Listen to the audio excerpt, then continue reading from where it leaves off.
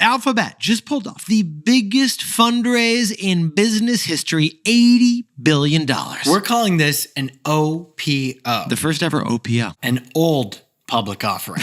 If we are going to talk ages here, Jack, take us back to August 19th, 2004. That would be the IPO. Yeah. The last time Google sold stock of Google to the public was its IPO, Yes. its initial public offering. Initial, keyword, 22 years ago. And you know what? Google has been making profits pretty much every year since. So in the 22 years since, they haven't needed to sell new stock. They haven't needed to raise cash. They haven't needed to spank the piggy bank because they've been so profitable. Google's got plenty of bacon until today. On Monday, Google announced they're printing new stock of Google for the first time since the IPO, and they're printing $80 billion worth. 80 bill. We haven't heard a number like that big, Jack. No. This is the biggest fundraise, public or private, in corporate history. And Yetis, we don't call this an IPO because it's not initial. This is an OPO. It's an old public offering. It's an old public offering. And it's unprecedented in like 6 different ways that we'll get into. Yeah, okay, but before we do, Jack, there is one little interesting detail we should mention. Guess who got $10 billion of Google's new stock? That would be Berkshire Hathaway. And since they bought so much, they got a 6% discount on the stock price. That's a big deal because the only tech stock Warren Buffett ever bought when he ran Berkshire Hathaway was Apple stock. And his successor, Greg Abel, is already making a bet on the number 2 tech company,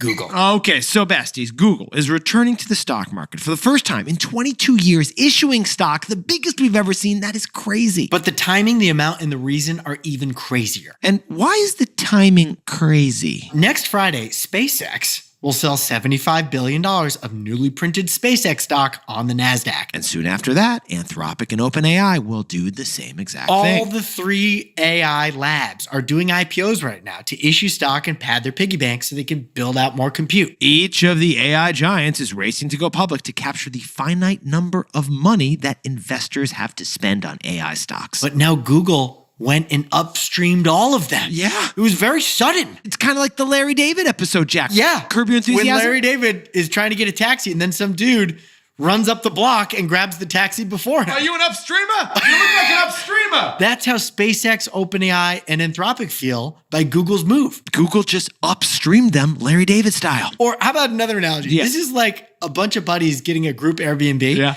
but the first guy who arrives at the Airbnb gets to call dibs on the best bedroom. It's kind of like what I did in this Airbnb we're recording from in Los Angeles right now. We are recording at an Airbnb. I have like the outhouse in the back.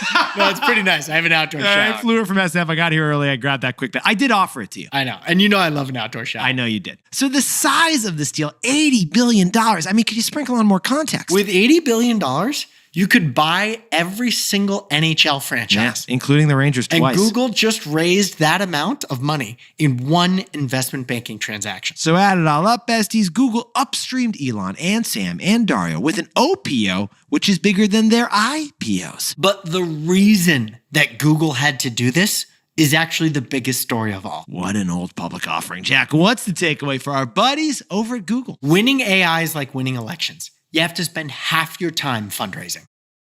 Yetis, Google, Meta, Amazon, and Microsoft, they have had an edge over OpenAI, SpaceX, and Anthropic, and that edge is profits. They can finance their data center build out with the profits from their core business, which is not AI. And yet, even Google, which just finished the second most profitable year in their corporate history, is now holding out a tin can asking for donations. Goldman Sachs estimates that spending on AI chips, data centers, and the power plants to power them will hit $1 trillion next year. You got tech burning through $1 trillion on AI this year, while the government burns through $2 trillion on the deficit this year. Same ballpark. It is very similar. The tech industry is losing almost as much money as the United States government, the biggest money loser in the history of civilization. Now, Jack, someday these AI labs could become profitable, but right now they're cash furnaces. So AI is just as much a battle of dollars and cents right now as it is engineering and technology. Besties, the way we see it, we're getting desensitized, all of us,